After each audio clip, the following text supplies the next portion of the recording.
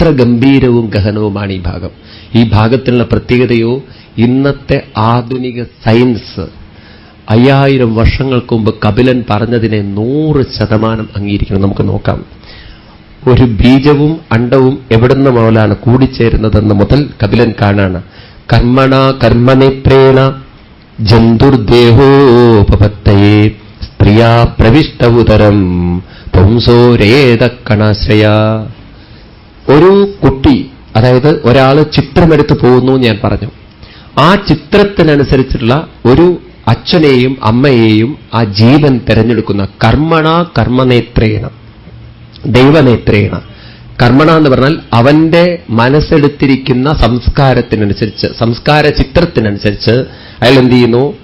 ജന്തുർദേഹോപപത്തെ, ഒരു അച്ഛന്റെ ശരീരത്തിലേക്ക് അയാൾ കയറിച്ചുകൂടും. എന്നിട്ടോ അവിടെ നിന്നും സ്ത്രീയാ പ്രവിഷ്ട ഉദരം, അച്ഛനും അമ്മയും ശാരീരികമായി ബന്ധപ്പെടുമ്പോൾ ആ അച്ഛന്റെ ബീജത്തിൽ നിന്നും അവൻ അമ്മയുടെ അണ്ടവുമായി കൂടിച്ചേർന്ന് രേതക്കണാശ്രയ കൂടിച്ചേർന്നിരിക്കും. എന്നിട്ടോ കലലം തു ഏകരാത്രേണ, ഒരു രാത്രി കൊണ്ട് കലലം എന്നൊരവസ്ഥയിലെത്തും. കലലം എന്ന് പറഞ്ഞാൽ കൊഴുത്ത ഒരു പദാർത്ഥമായിട്ട് അമ്മയുടെ ഫിലോപ്പിൻ ട്യൂബിൽ അവൻ കടന്നുകൂടും. പഞ്ചരാത്രേണ ബുദ്ഭുതം, 5 രാത്രി കൊണ്ട് ബുദ്ഭുതം നീർപ്പോള പോലെ വികസിച്ചുകൊണ്ട് അവനൊരു പോള പോലെ കിടക്കുന്നവര്. ദശാഹേനത്ത് കർക്കന്തു, 10 ദിവസം കൊണ്ട് അവൻ കുറേയും കൂടിയും ഉള്ളിലേക്ക് വലിഞ്ഞ്, ആ പോളയെല്ലാം ഉള്ളിലേക്ക് വലിഞ്ഞ് ഏറെക്കുറെ ഒരു പല്ലിയുടെ രൂപത്തിലേക്ക് അവന്റെ രൂപം വരും. അങ്ങനെ തേശണ്ണം വാ തതപ്പരം, ഒരു പല്ലി എപ്രകാരമുണ്ടോ അതുപോലെ അവന്റെ ശരീരം ഉണ്ടാവുന്ന പ്രിയനം. മാസേനത്തു ശിരോ, മാസം കൊണ്ട് ശിരസ് വികസിച്ച് അവൻ ഒരു വാൽമാക്രിയുടെ രൂപമുണ്ടാവും. ആദ്യം പല്ലിയോ അല്ലെങ്കിൽ തലകീഴായിട്ട് കിടക്കുന്ന ഒരു മുതലയുടെ രൂപം. അതാണ് നിങ്ങൾ ശരിക്കും ബയോളജിയുടെ ഇത് പഠിച്ചു കഴിഞ്ഞാൽ എപ്പോഴെങ്കിലും സൗകര്യം കിട്ടുമ്പോൾ നിങ്ങൾ മെഡിക്കൽ കോളേജിൽ പോയാൽ നിങ്ങൾക്ക് 3 മാസം മുതൽക്കുള്ള കുട്ടികളുടെ രൂപം കാണാം, ട്യൂബിലാക്കി വെച്ച്. 1, 2 അവർക്ക് ഇതുവരെ കിട്ടിയിട്ടില്ല, മെഡിക്കൽ കോളേജിലും കണ്ടിട്ടില്ല. അപ്പോൾ ഈ 3 മാസം ഒരു കുട്ടി എങ്ങനെ കിടക്കുന്നു ചോദിച്ചു കഴിഞ്ഞാൽ ശരിക്കും ഒരു മുതല ഇങ്ങനെ കിടക്കുന്നത് പോലെ നിങ്ങൾക്ക് ഏറെക്കുറെ കാണാൻ സാധിക്കും. അങ്ങനെ മാസേനത്തെ ശിരോദ്വാഭ്യാം ബാഹ്യാഗ്രങ്ക്യാദ്രി വിഗ്രഹ, 2ാമത്തെ മാസമാകുമ്പോഴേക്കും കയ്യും കാലൊക്കെ നിവർന്ന് ശരിക്കും ഒരു മത്സ്യത്തെ പോലെ അല്ലെങ്കിൽ ഒരു തവള, വലിയൊരു തവളയെപ്പോലെ കുട്ടി കിടക്കുന്ന പറയാണ്. നഗലോമാസ്തി ചർമാണി, 3ാമത്തെ മാസത്തിലേക്ക് കടക്കുമ്പോഴേക്കും ചെറിയ രോമങ്ങൾ, ചെറിയ നഖങ്ങളൊക്കെ അങ്ങനെ പൊടിയാൻ തുടങ്ങും. അത് കഴിഞ്ഞ് ലിംഗചിദ്രോത്ഭവസ്ത്രിഭി, ത്രിഭി എന്ന് പറഞ്ഞാൽ 3ാമത്തെ മാസം ആണായും പെണ്ണായും ആ കുട്ടി വേർതിരിയുന്ന പറയാൻ. അപ്പൊ 3ാമത്തെ മാസം മുതലാണ് ഗർഭത്തിലുള്ള കുട്ടി ആണായും പെണ്ണായും വേർതിരിയുന്നതെന്ന് 5000 വർഷങ്ങൾക്ക് മുമ്പ് കപിലൻ പറഞ്ഞതിനെ ഇന്നത്തെ ആധുനിക സോണോഗ്രാഫി പറയുന്നു. 3ാമത്തെ മാസമേ ആണും പെണ്ണുമായി വേർതിരിച്ചറിയാൻ കഴിയുള്ളൂ എന്നാണ്. അപ്പൊ നോക്കൂ, ഒരു സോണോഗ്രാഫിയും ഇല്ലാതെ കപിലന് കാണാൻ സാധിച്ചത് ഇന്ന് ആധുനിക ശാസ്ത്രം 100% ശരിയാണ് സമ്മതിച്ചിരിക്കുക. അത് കഴിഞ്ഞിട്ട് ചതുബിദ്ധാവത സപ്ത 4ാമത്തെ മാസം സപ്തധാതുക്കൾ ശരീരത്തിൽ നിറയുന്ന, ഈ സപ്തധാതുക്കൾ എന്ന് പറഞ്ഞാൽ ത്വക്ക്, മാംസം, അതുപോലെ തന്നെ രുധിരം, അതുപോലെ മേധസ്, അസ്ഥി, മജ്ജ, ശുക്ലം. ശുക്ലം എന്ന് പറഞ്ഞാൽ കുറച്ച് രീതിയിൽ മേധസ് ശരീരത്തിൽ ഉണ്ടാവുന്ന പറയുന്നത്. ഇതൊക്കെ 4ാമത്തെ മാസമാകുമ്പോഴേക്കും കുട്ടിയുടെ ശരീരത്തിൽ നിറയുന്ന പറയുന്നത്.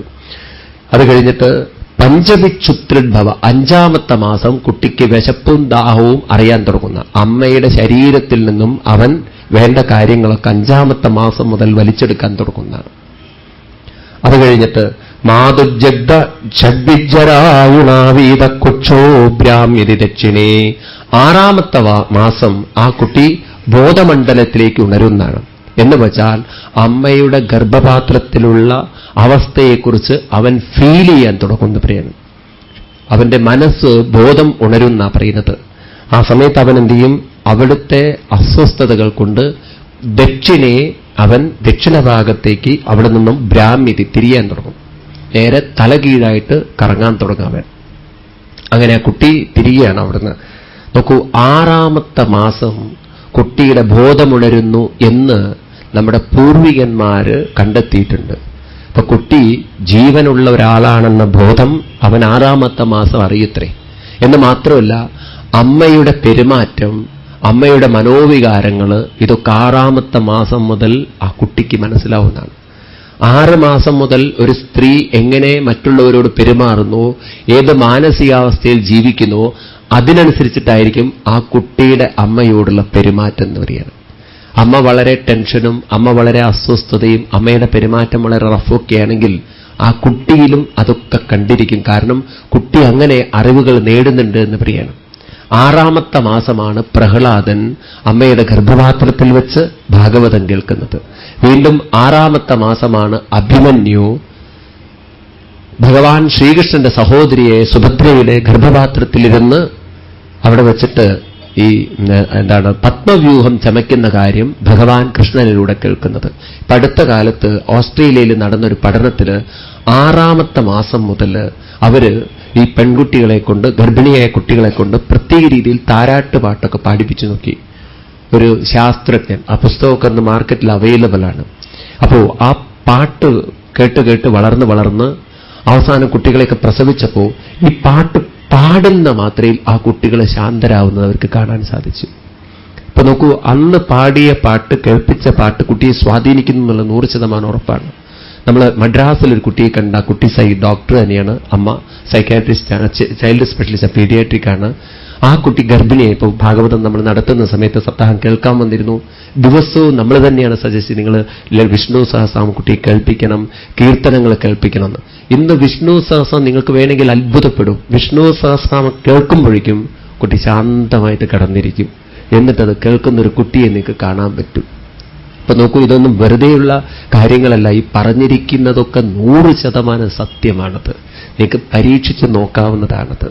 അപ്പോ 6ാമത്തെ മാസം മുതൽ അമ്മ ചിന്തിക്കുന്നതും അമ്മ അച്ഛനോട് പെരുമാറുന്നതും അതുപോലെ അമ്മ വായിക്കുന്നതും അമ്മ കേൾക്കുന്നതും കുട്ടിയെ സ്വാധീനിക്കുന്നുണ്ടെങ്കിൽ 6 മാസം കഴിഞ്ഞ് ടിവിയും മറ്റും കാണുന്ന ഒരമ്മയാണെങ്കിൽ ആ കുട്ടിയിൽ വേണ്ടാത്ത അസ്വസ്ഥതകളൊക്കെ ഉണ്ടാവുമെന്ന് പറയാൻ.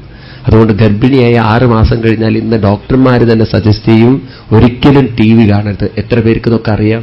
കാരണം ആ ശബ്ദതരംഗങ്ങളെ താങ്ങാനുള്ള കരുത്ത് കുട്ടിയുടെ ബ്രെയിൻ ആയിട്ടില്ല. അമ്മ അമ്മയെപ്പോലെ കാണുകയാണ് ആ കുട്ടി എന്ന് പറയാണ്. ഇതൊക്കെ വളരെ വളരെ സൂക്ഷ്മമായിട്ടുള്ള കാര്യമാണ്. അതുകൊണ്ട് 6ാമത്തെ മാസം മുതൽ അവൻ ബോധമണ്ഡലം ഉണർന്നുകൊണ്ട് പറയുന്നു, ദക്ഷിണ ഭാഗത്തേക്ക് ഭ്രാമ്യതി. അത് കഴിഞ്ഞിട്ട് മാതൃജഗ്ദാന്നപാനാദ്ദീരേതസ്സാദൂരസമ്മതേ ഛേദേ വിന്നോത്തയോ ഗത്രേ സജന്തു ജന്തു സംഭവേ. അവൻ മനസ്സിലാക്കുകയാണ്, ഇപ്പോൾ ഞാൻ കിടക്കുന്നത് അമ്മയുടെ മലത്തിലും മൂത്രത്തിലുമാണ്, അങ്ങേയറ്റം ചൂടുള്ള ഒരു ഭാഗത്താണ് ഞാൻ കിടക്കുന്നത് എന്ന്. 6ാമത്തെ മാസം മുതൽ അവൻ ആ ഗർഭപാത്രത്തിന്റെ അവസ്ഥയെ അവൻ മനസ്സിലാക്കുന്നതാണ്. മനുഷ്യ ശരീരത്തിൽ ഈ വേസ്റ്റ് വന്നു കഴിഞ്ഞാൽ അതിന് ഭയങ്കര ചൂടാണ്, മലത്തിന് ഭയങ്കര ചൂടാണ്.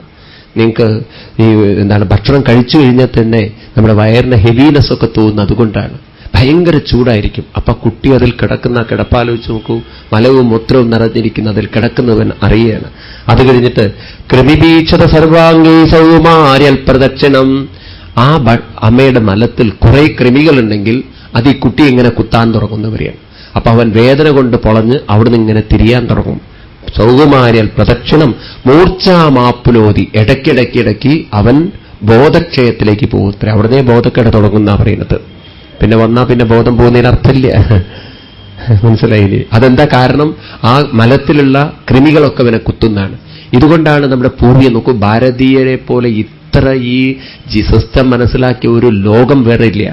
അതുകൊണ്ടാണ് ഗർഭിണികളൊക്കെ ഏത് ഭക്ഷണം കഴിക്കണം എന്നൊക്കെ നമ്മുടെ മുത്തശ്ശിമാർക്ക് അറിയാമായിരുന്നു. അവരൊന്നും ഡോക്ടറാവേണ്ട ആവശ്യമില്ല. ഏത് ഭക്ഷണം കഴിച്ചാലാണ് കൃമികൾ ശരീരത്തിൽ കുറയുക, ഏത് കഴിച്ചാലാണ് കൃമികൾ ഉണ്ടാവുക, ഇതൊക്കെ മനസ്സിലാക്കി അങ്ങനെ ഒരു ചിട്ടയിൽ കൊണ്ടു നടന്നിരുന്നു ഈ കാര്യങ്ങളൊക്കെ. നിങ്ങൾക്ക് തന്നെ കുറേയൊക്കെ പരിചയമുണ്ടാവും. അത് കഴിഞ്ഞിട്ട് കടുത്തീഷ്ണോഷ്ണലവണ രൂക്ഷമ്ലാതിരുൽഭണി മാതൃഭുക്തേ വസ്തൃഷ്ട സർവാംഗോത്തിതവേദന. ആ അമ്മ കഴിക്കുന്ന ഭക്ഷണത്തിൽ കടു എന്ന് പറഞ്ഞാൽ നല്ല കടുമാങ്ങയും കൂട്ടിയിട്ട് അമ്മ കഴിക്കുകയാണ്, തൈരും കടുമാങ്ങയൊക്കെ കൂട്ടിയിട്ട്. തീഷ്ണ ഉഷ്ണം, നല്ല ചൂടുള്ളത്, അതായത് തൊണ്ടയിലേക്ക് ഇറങ്ങാൻ മാത്രം ചൂടുള്ളത്. അതൊക്കെ കഴിഞ്ഞ് അത് ശരിക്കും ചുടുവെള്ള ആ കുട്ടിയുടെ മേലെ ഒഴിക്കുന്ന പോലെ ഉണ്ടാവും കുട്ടിക്ക് എന്നാണ്. അത് കഴിഞ്ഞിട്ട് ഉഷ്ണലവണം, നല്ല പുളിയുള്ളത് എന്ന് വെച്ചാൽ നല്ല പുളിയിഞ്ചി. അത് കഴിഞ്ഞിട്ട് ലവണം, അമ്ലാദിവി, അമ്ലം എന്ന് പറഞ്ഞാൽ നല്ല പുളി കൂട്ടിയ സാധനങ്ങളൊക്കെ, ഇതൊക്കെ അമ്മ അടിച്ചു വിടുകയാണെങ്കിൽ ആ കുട്ടിക്ക് എന്തുണ്ടാവും? അവിടെ സർവാംഗോത്തിത വേദന, ശരീരം മുഴുവൻ വേദന എടുക്കും. അവൻ അവിടുന്ന് ചവിട്ടാൻ തുടങ്ങും അമ്മയെന്ന് പറയാണ്. പിന്നെ പുറത്തു വന്നാൽ ശരിക്കും ചവിട്ടും, കാരണം ആ പ്രതികാരമൊക്കെ അവൻ തീർക്കുന്നു പറയാണ്. അതുകൊണ്ട് അമ്മ കഴിക്കുന്ന ഭക്ഷണത്തിൽ ഇങ്ങനെയൊക്കെയുള്ള കുഴപ്പമുണ്ടെങ്കിൽ അതൊക്കെ ആ കുട്ടിക്ക് നരകമായി അനുഭവപ്പെടുന്നു. നമ്മൾ ഈ നരകം പറയുമ്പോഴല്ലോ, അതിൻ്റെ ഉള്ളിൽ ആ കുട്ടി ഒരു നരകം അനുഭവിക്കുന്നുണ്ട്. അത് നോക്കൂ, ബോധത്തോടുകൂടിയിട്ട് നരകം അനുഭവിക്കുന്നതാണത്. 6ാമത്തെ മാസം കഴിഞ്ഞാൽ അവനറിയാം എന്തൊക്കെ അനുഭവം എന്നുള്ളത്. അത് കഴിഞ്ഞിട്ട് അവിടെ നിന്നും പുറത്തിറങ്ങുമ്പോൾ നമുക്ക് ഈ ഭാഗങ്ങളൊക്കെ വളരെ ശ്രദ്ധിക്കണം. പ്രത്യേകിച്ച് ഇന്ന് നമ്മൾ ഈ ഭാഗങ്ങളൊക്കെ പറയുമ്പോൾ ചില ഡോക്ടർമാരൊക്കെ സമ്മതിക്കാറുണ്ട് ഈ പറയുന്നതൊക്കെ സത്യമാണെന്നുള്ളത്. പല ഗൈനക്കോളജിസ്റ്റുകളും ഇപ്പോൾ പുതിയ ഇതൊക്കെ കേൾക്കുന്നുണ്ടല്ലോ, അവർക്ക് തന്നെ മനസ്സിലാവാറുണ്ട് ഇതൊക്കെ സത്യം തന്നെയാണ്. പറയുന്നു ഒരു കാര്യം, ഈ ലോകത്തിൽ ഇപ്പം നമ്മൾ കാണുന്നു കൂടുതൽ പെൺകുട്ടികൾ സിസേറിയനിലൂടെ പ്രസവിക്കുന്നവരാണ്. നോർമൽ ഡെലിവറി വളരെ കുറവാണ്. അതിനുള്ള ഒരു കാരണം പലരും പറയാം ഡോക്ടർമാർ സജസ്റ്റ് ചെയ്യുന്നതുകൊണ്ടാണ്. വാസ്തവത്തിൽ ഡോക്ടർമാർ നല്ല ശതമാനം സത്യസന്ധരാണ്. പിന്നെ എന്തുകൊണ്ട് അങ്ങനെ സംഭവിക്കുന്നത്? ഇന്ന് പ്രത്യേകിച്ച് പെൺകുട്ടികൾക്ക് ടെൻഷനൊക്കെ വളരെ കൂടുതലാണ്. ടെൻഷനുള്ള ഒരു കുട്ടി 6ാമത്തെ മാസം മുതൽ ഗർഭം ചുമക്കുമ്പോൾ അതൊക്കെ ആ കുട്ടിയുടെ ഉള്ളിലിരിക്കുന്ന കുട്ടിയെ സ്വാധീനിക്കുന്നു എന്നും ആ കുട്ടിയുടെ പൊസിഷൻ വരെ തെറ്റാൻ സാധ്യതയുണ്ടെന്നാണ്. അപ്പം അതുകൊണ്ടാണ് പണ്ട് കാലത്ത് ഈ പെൺകുട്ടികളെയൊക്കെ വളരെ പ്രൊട്ടക്ട് ചെയ്ത് വീട്ടിലിരുത്തിയത്. ടെൻഷനൊന്നുമില്ലാത്തൊരു ജീവിതം അവർക്കുണ്ടാവണമെന്ന്. അതുകൊണ്ട് 15 പ്രസവിച്ച മുത്തശ്ശിമാർക്കൊന്നും ഒരു ടെൻഷനും ഉണ്ടായിരുന്നില്ല. അവർ പ്രസവിക്കുന്നതിന് 10 മിനിറ്റ് മുമ്പ് പോലും അടുക്കളയിൽ തീ കൂട്ടിയിട്ടോ എന്തെങ്കിലും എടുത്തു വെച്ചിട്ടോ ഞാനിപ്പോൾ വരുന്നുട്ടോ എന്ന് ബാത്റൂമിൽ പോകുന്ന പോലെ വരിക പോവുക. എന്നിട്ട് ആ പ്രസവിച്ചിട്ട് ആള് വന്നിട്ടുണ്ടാവും. ഒരു വിഷമമില്ല അവർക്ക്. നോക്കൂ, ഇന്ന് പ്രസവം എന്ന് പറഞ്ഞാൽ ഒരു രോഗമാണ്, കൊണ്ടുപോവുകയാണല്ലേ. ചിന്തിക്കുന്നു, തമാശയല്ല, ഇതൊരു വാസ്തവമാണ്. ഇന്ന് തുടങ്ങിയ ഈ പ്രസവം 3ാമത്തെ മാസത്തിൽ തുടങ്ങിയ ഈ ഹോസ്പിറ്റലിൽ കൊണ്ടു കിടക്കുന്ന ഡോക്ടർ പറയും കൈയിളക്കരുത്, കാലിളക്കരുത്, എന്നിട്ടൊരു ആന കിടക്കുന്നത് പോലെ അങ്ങനെ കിടന്നോളും. ഒരു ദിവസം പിണ്ടം പുറത്തു വരുന്നത് പോലെ നിങ്ങൾ പ്രസവിക്കുന്നു. എന്നിട്ട് എന്തോ ഒരു രോഗം വന്നതുപോലെ അവരെ കിടപ്പും നടന്നിട്ട് പാവം ശരീരം മുഴുവൻ. നമ്മളൊരു കുട്ടിയുടെ വീട്ടിൽ പോയപ്പോൾ സങ്കടം തോന്നി. ശരീരം മുഴുവൻ നീര് വെച്ചിട്ട് ഏത് ഭാഗത്താ ഗർഭം വന്നിരിക്കുന്നതെന്ന് അറിയില്ല, കാലിലാണോ കയ്യിലാണോ വയറിലാണോ, അത്രയും നീര് ശരീരത്തിൽ മുഴുവൻ. എന്നിട്ട് പാവം ഡോക്ടർ എന്തൊക്കെയോ പറഞ്ഞുള്ള ഗുളികകൾ, പാവം നരകം നിറ നരകം, പ്രസവം നരകായിത്തീരുന്ന കാലാണ് ഇപ്പം നമ്മൾ കാണുന്നത്. എന്തുകൊണ്ടാണതൊക്കെ? ആ രീതിയിൽ നമ്മൾ ജീവിച്ചിട്ടില്ല പ്രിയാണ്. പണ്ടുള്ളവർ ഇതൊക്കെ ഇന്നത്തെ ആയുർവേദ ഡോക്ടർമാർ പറയും, ഈ സ്ത്രീകൾ പ്രസവിക്കണമെങ്കിലുണ്ടല്ലോ വയറിലുള്ള മസിലുകളൊക്കെ വളരെ സ്ട്രോങ് ആയിരിക്കണം. ആ മസിലുകൾ സ്ട്രോങ് ആവാൻ പറ്റിയ എക്സസൈസാണ് ഈ വെള്ളം കോരൽ. ഈ ടാപ്പ് തുറന്ന ആ മസിലുകളൊന്നും ശക്താവില്ല. അപ്പൊ ആ കുട്ടിക്ക് പുറത്തേക്ക് പോകാനുള്ള പുഷിങ് കൊടുക്കുന്നത് ആ മസിലുകളാണത്രേ. ഇന്നിപ്പോൾ ആ മസിലുകൾ ശക്തിയില്ല. അപ്പൊ ഡോക്ടർ എന്ത് ചെയ്യണം? കീറി മുറിച്ചിട്ട് പുഷ് ചെയ്യണം. അങ്ങനെ പുഷ് ചെയ്യുന്ന സമയത്തുണ്ടല്ലോ അതിലും എത്ര അപകടമുണ്ട്. മദ്രാസിലൊരു കുട്ടിയെ നമ്മൾ വീണ്ടും കണ്ടിട്ടുണ്ട്. ആ കുട്ടിയെ എടുക്കുന്ന സമയത്ത് ഡോക്ടർ പിടിച്ച സമയത്ത് ഒരു ഭാഗം തെറ്റിപ്പോയി. ഇന്ന് ആ കുട്ടി ഇങ്ങനെയാ നടക്കുക, തിരിയാൻ പറ്റില്ല. കാരണം പൊസിഷനിൽ എവിടെയോ ഒരു നെർവ് ഡിസോർഡർ ആയിപ്പോയി. എന്ത് ചെയ്യാൻ പറ്റും? ഇപ്പൊ നോക്കൂ, ഇതൊക്കെ ആര് വരുത്തി വെച്ചവനെ? ഡോക്ടർ വരുത്തിയതാണോ? നമ്മൾ ഡോക്ടറെ കുറ്റം പറയാം. മര്യാദയ്ക്ക് പ്രസവിച്ചിരുന്നെങ്കിൽ ഒരു കുഴപ്പമുണ്ടാവില്ല ആ കുട്ടിക്ക്. അപ്പൊ ഇതൊക്കെ നമ്മൾ വളരെ വളരെ ശ്രദ്ധിച്ച് നമ്മുടെ കുട്ടികൾക്ക് പറഞ്ഞു കൊടുക്കണം. അങ്ങനെയൊക്കെ ജീവിക്കണം. എന്നാലേ ഈ പ്രകൃതിയുടെ താളത്തിനനുസരിച്ച് നമുക്ക് പോവാൻ സാധിക്കുകയുള്ളൂ. നമ്മൾ താളം തെറ്റിക്കുമ്പോഴാണ് നമ്മുടെ താളം തെറ്റുന്നത്. വാസ്തവത്തിൽ സിസേറിയൻ്റെ ഒന്നും ആവശ്യമില്ല. ഭക്ഷണം, മനസ്സ്, ഇത് രണ്ടും മര്യാദയ്ക്ക് കൊണ്ടു നടന്നാൽ ടെൻഷനൊന്നുമില്ലാതെ. ഇന്ന് ടെൻഷൻ ഇല്ലെങ്കിലേ അത്ഭുതമുള്ളൂ. കാരണം ജോലിക്ക് പോകുന്ന കുട്ടികളാണ് അധികം. അതിൻ്റെ ഇടയ്ക്ക് ഗർഭം ധരിച്ച് വൈകുന്നേരം വരെ ഓഫീസിൽ പോയി യുദ്ധം ചെയ്ത് പിന്നെ പ്രസവിക്കുന്നതിൻ്റെ ഒരു 3 മാസം തുടങ്ങും ടെൻഷൻ. എന്നാ ലീവ് കിട്ടുക, എന്നാ ലീവ് കിട്ടുകയെന്ന്. അവിടുത്തെ മാനേജർ പറയും ഓഫീസിൽ നിന്ന് പ്രസവിച്ചാലും ലീവ് തരില്ല എന്ന്. അതാണ് ഇന്നത്തെ കാലം എന്ന് പറയുന്നത്. നിങ്ങൾക്ക് ലീവല്ല പ്രശ്നം, നിങ്ങൾക്ക് പ്രസവമല്ല പ്രശ്നം, ഞങ്ങളുടെ ഓഫീസിലെ പ്രശ്നമാണ്. പാവം എന്നിട്ടുള്ള ടെൻഷനൊക്കെ എടുത്ത് അത് കഴിഞ്ഞ് പ്രസവത്തിന്റെ മുമ്പേ ചിന്തിക്കും പ്രസവിച്ച് കഴിഞ്ഞാൽ കുട്ടി ആരാ നോക്കുക എന്നുള്ളത്. കാരണം ലീവ് അധികം കിട്ടില്ലല്ലോ, അതിനെ പറ്റിയ ആളാരാണെന്നുള്ളത്. അച്ഛനും അമ്മയും ജീവിച്ചിരിപ്പുണ്ടെങ്കിൽ അവരെ കൊണ്ടുവരാൻ നോക്കും ആയമാരായിട്ട്, അല്ലെങ്കിൽ പിന്നെ അടുത്തുള്ള വല്ലവരെയും കിട്ടുമോ നോക്കും. ഇങ്ങനെയൊക്കെ നോക്കി ജീവിക്കുന്ന ഒരു കാലഘട്ടത്തിലാണ് നമ്മൾ ജീവിക്കുന്നത്. അതുകൊണ്ട് സിസ്റ്റങ്ങളൊക്കെ നമ്മൾ താളം തെറ്റിച്ച് ഇതൊക്കെ നേരെയാവും എന്ന് പ്രതീക്ഷിക്കുന്നത് ശരിയല്ല. എന്ത് വേണം? പ്രകൃതിക്കനുസരിച്ച് ജീവിക്കാൻ നമ്മൾ പരിശീലിക്കണം. ടെൻഷനില്ലാതെ നല്ല ശുദ്ധമായ ഭക്ഷണമൊക്കെ കഴിച്ചു പോയാൽ എന്തുണ്ടാവും? കുട്ടി വളരെ സ്വസ്ഥനായിരിക്കും. എന്നിട്ട് പറയുന്നു, അങ്ങനെ 7, 8, 9 മാസമായ കുട്ടി പുറത്തു വരികയാണ്. ആകൽപ്പസ്വാംഗജ്യേഷ്ഠായം ശകുന്തൈവ പഞ്ചരേ തത്ര ലബ്ധസ്മൃതിദേവാൽ കർമ്മജന്മചതുൽഭവം സ്മരൻ ദീർഘമനുശ്വാസം ശർമ്മത്വം നാമ വിന്ദതേ ആരഭ്യ സപ്തമാസാൻ ലബ്ധബോധോ വിവേവിത നൈഗാത്രാസ്തേ സോദിവാദേ ഇഷ്ടാപൂരീവ സോദര നാഥ ഋഷിഭി സപ്തവതി കൃതാഞ്ജലി സ്തുവീതം വിക്ലവയാ വാച ഏനോധരേർപ്പിതാം. എപ്രകാരം ആ കുട്ടി അമ്മയുടെ ഗർഭപാത്രത്തിൽ നിന്ന് ഫിലോപ്പിൻ ട്യൂബ് വഴി പുറത്തേക്ക് വരികയാണ്. അവിടെയുള്ള ആ അമ്നോട്ടിക് ദ്രാവകമൊക്കെ കുട്ടിയെ പുറത്തേക്ക് ഇങ്ങനെ കൊണ്ടുവരാൻ സഹായിക്കും. പ്രസൂതി വായുവിന്റെ ശക്തി കൊണ്ട് കുട്ടി ഇങ്ങനെ പതുക്കെ ഒരു ഗരുഡൻ എപ്രകാരമാണോ തന്റെ കൂട്ടിൽ നിന്നും പുറത്തേക്ക് കിടക്കാൻ ആദ്യം തല പുറത്തേക്കിടുന്നത്, അതുപോലെ ആ കുട്ടി അമ്മയുടെ ഗർഭപാത്രത്തിൽ നിന്നും തല പുറത്തേക്കിട്ടുകൊണ്ട് പതുക്കെ കടന്നു വരും. അങ്ങനെ ഗർഭപാത്രം വിട്ട് പുറത്തേക്ക് വരുന്നതിന് മുമ്പ് അവിടെ വെച്ച് 100 ജന്മങ്ങളിൽ ചെയ്ത കാര്യങ്ങൾ അവൻ ഓർമ്മ വരുന്ന പറയുന്നത്. ശതജന്മോത്ഭവം എന്നാണ്. അപ്പോൾ ഞാനും നിങ്ങളൊക്കെ നമ്മുടെ പൂർവ്വജന്മങ്ങളെക്കുറിച്ച് അമ്മയുടെ ഗർഭപാത്രത്തിൽ വെച്ച് സ്മരിച്ചിട്ടുണ്ടെന്നാണ് കപിലൻ പറയുന്നത്. 3ാമത്തെ മാസം ആണും പെണ്ണുമായി വേർതിരിയുമെന്ന് പറഞ്ഞത് ആധുനിക ശാസ്ത്രത്തിന് സമ്മതമാണെങ്കിൽ 6ാമത്തെ മാസം ബോധമണ്ഡലം ഉണരുമെന്ന് പറയുന്നത് ആധുനിക ശാസ്ത്രത്തിന് സമ്മതമാണെങ്കിൽ 100 ജന്മങ്ങളെ സ്മരിക്കും എന്ന് പറയുന്നതും ശരിയായിരിക്കണം. മറ്റതൊക്കെ ശാസ്ത്രത്തിന് സമ്മതിക്കാന്നുണ്ടെങ്കിൽ ഇതും സത്യം തന്നെയാവണം. അവിടെ വെച്ചിട്ട് ആ കുട്ടി ഒരു പ്രാർത്ഥന പ്രാർത്ഥിക്കുന്നത് വളരെ മനോഹരമായിട്ട് ഇവിടെ പറയുന്നു. ജന്തൂരുവാച പറയാണ് ഭഗവാനോട്, ഭഗവാനെ, എന്തോ എന്റെ ജീവിതത്തിൽ അങ്ങയെ മറന്ന് ജീവിച്ചതുകൊണ്ടാണ് വീണ്ടും വീണ്ടും ഇങ്ങനെ നരകങ്ങളൊക്കെ അനുഭവിക്കേണ്ടി വന്നത്. അതുകൊണ്ട് ഭഗവാനെ, ജീവിതത്തിൽ ഇനി പുറത്തേക്ക് വരുമ്പോൾ അങ്ങുള്ളതുകൊണ്ടാണ് ജീവിതമെന്ന പരമാർത്ഥം മറക്കാതെ ജീവിക്കാൻ ഞങ്ങൾ അനുഗ്രഹിക്കണം. തസ്യോപസന്നമവിധം ജഗതിച്ഛയാത്ത നാനാതനോഭിചലച്ചരണാരവിന്ദം സോഹം വ്രജാമി ശരണം ഹ്യകുതോ ഭയം മേ ഏനേ പ്രശീഗതിരസ അദൃശ്യ സദോനുരൂപ. തസ്യോപസന്നമവിധം ജഗതിച്ഛയാത്ത നാനാതനോഭി. അവിടുത്തെ ഇച്ഛയില്ലാതെ ഇവിടെ ഒന്നും ചലിക്കയില്ല. അവിടുത്തെ ഇച്ഛ കൊണ്ടാണ് ഞാൻ പോലും ഇവിടെ നിൽക്കുന്നത്. ഭഗവാനെ, അങ്ങനെയുള്ള അങ്ങയെ മറന്ന് ഈ ലോകത്തെ മാത്രം കണ്ടുകൊണ്ട് ജീവിച്ച ഞാൻ എത്ര അവിവേകിയാണ്. അതുകൊണ്ട് അങ്ങ് കൂടെയുണ്ട്, അങ്ങുള്ളതുകൊണ്ടാണ് ജീവിതമെന്ന ജ്ഞാനം എന്നിൽ ഉറയ്ക്കാൻ ഭഗവാനെ, യന്മാഹിയോരു ഗുണകർമ്മനിബന്ധയസ്മിൻ സംസാരിയേ പരിചരൻ തദവിശ്രമേന നഷ്ടസ്മൃതി പുനരയം പ്രവണീതലോകം യുക്ത്യാകയാ മഹദനുഗ്രഹമന്തരേണ. എന്നോട് അനുഗ്രഹം ചൊരിഞ്ഞുകൊണ്ട് ഭഗവാനെ, നഷ്ടസ്മൃതി, എന്നിലെ സ്മൃതി, നഷ്ടമായിരിക്കുന്ന സ്മൃതി, അങ്ങയെ മറന്നുള്ള ജീവിതം എനിക്ക് ഉണ്ടാവരുത് എന്ന് പറയാണ്. അങ്ങയെ സ്മരിക്കാനുള്ള വിവേകം എനിക്ക് ഉണർത്തിത്തരൂ ഭഗവാനെ. അതിനുള്ള ജ്ഞാനം യരേതതാൽ കുതമസ്സദേവ ത്രൈകാലികം സൃജനേശനുവർത്തിതാംശ തം ജീവകർമ്മവദവിന്മനുവർത്തമാന താപത്രയോപശമായ വയം ഭജേമ. എല്ലാ താപങ്ങളെയും നശിപ്പിച്ചുകൊണ്ട് ജീവിതത്തെ ഉയർത്തുന്ന അങ്ങനെയുള്ള മഹാപ്രഭു, അങ്ങയെ ഞങ്ങൾ നമസ്കരിക്കുന്നു, വന്ദിക്കുന്നു. എന്നിട്ട് അവസാനം ഒരു പ്രതിജ്ഞ ചെയ്യുന്നു എന്ന് അവസാനത്തെ ശ്ലോകത്തിൽ പറയാണ്. നമ്മളൊക്കെ പ്രതിജ്ഞ ചെയ്തിട്ടുണ്ട്. തസ്മാദഹം വികരവിക്ലവമുദ്ധരിഷ്യേ ആത്മാനമാശു തമസസ്സുതാത്മനൈവ ഭൂയോ യഥാ വ്യസനമേതനേകരന്ത്രം മാമേ ഭവിഷ്യതുപാസിത വിഷ്ണുപാത.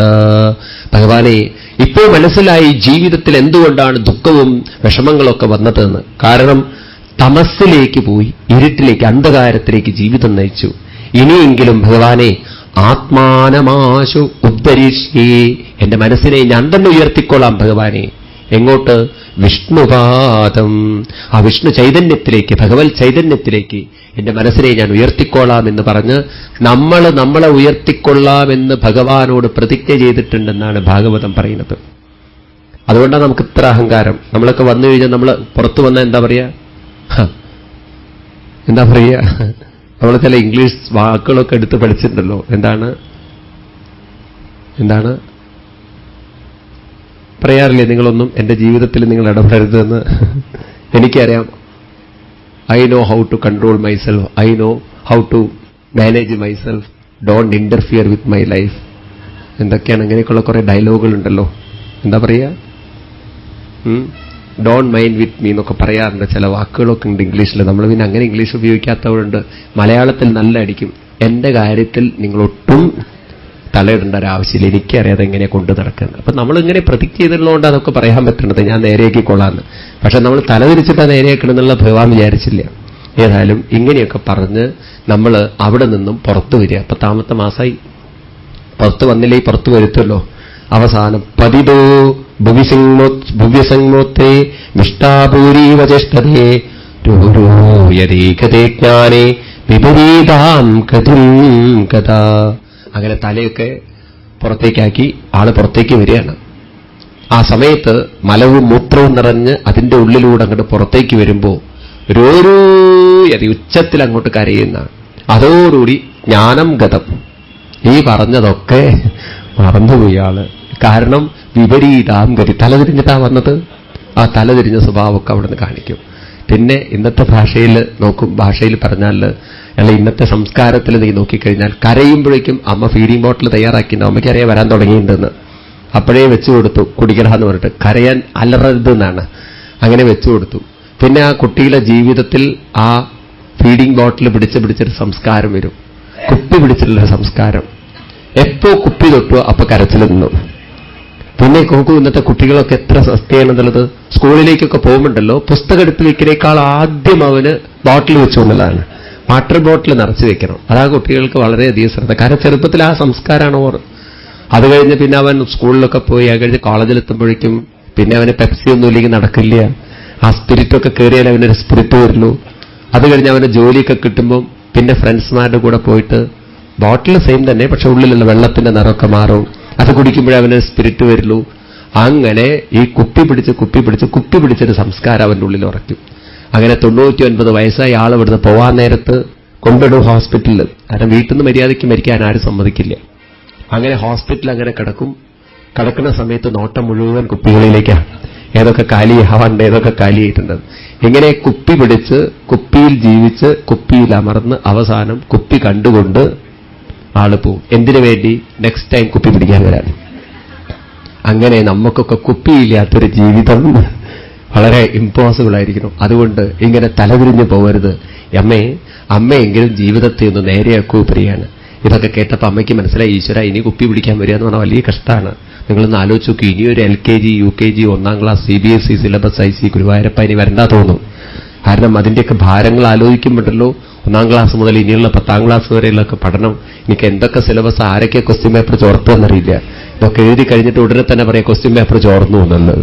എന്നാൽ എഴുതുന്നതിന് മുമ്പ് ചോർന്നാൽ കുഴപ്പമുണ്ടായിരുന്നില്ല. ഇപ്പൊ പകുതി എഴുതിയിട്ടാ ചോർന്നു പോയത്. അതോ ഇങ്ങനെയൊക്കെയുള്ള കഷ്ടങ്ങളൊക്കെ ഇനിയിപ്പോ എന്തൊക്കെ പ്രശ്നങ്ങൾ അനുഭവിക്കേണ്ടത്. അതുകൊണ്ട് ഇവിടെ വെച്ചിട്ട് ജീവിതത്തെ നേരെയാക്കാൻ പറയാണ്. അതിനെന്തു വേണം? തസ്മാത്വം സർവഭാവേന ഭജസ്വരമിഷ്ഠിനം തദ്ഗുണാശ്രയാ ഭക്ത്യാ ഭജനീയ പദംബുജം വാസുദേവേ ഭഗവതീ ഭക്തിയോ പ്രയോജിത ജനയത്യാശുവൈരാഗ്യം ജ്ഞാനം യദ്ബ്രഹ്മദർശനം. അമ്മേ, ഭക്തിയിൽ ദൃഢമായിട്ട് ജീവിക്കുക. അതുതന്നെയാണ് മാർഗം. ഭഗവാനെ നല്ലവണ്ണം സ്നേഹിക്കുക. ഭഗവാൻ കൂടെയുണ്ട്, ഭഗവാനിലാണ് ഇരിക്കുന്നതെന്ന ബോധം ഒരു നിമിഷം പോലും വിടാതെ കൊണ്ടു നടന്നോളൂ. അമ്മയ്ക്ക് സൽഗതി കിട്ടും എന്ന് പറഞ്ഞ് ഉപദേശമൊക്കെ കൊടുത്തിട്ട്, അമ്മേ ഇനി ഞാനിവിടുന്ന് ഇറങ്ങുകയാണെന്ന് പറഞ്ഞ് ഭഗവാൻ അവിടെ നിന്നും ഇറങ്ങുകയാണ്.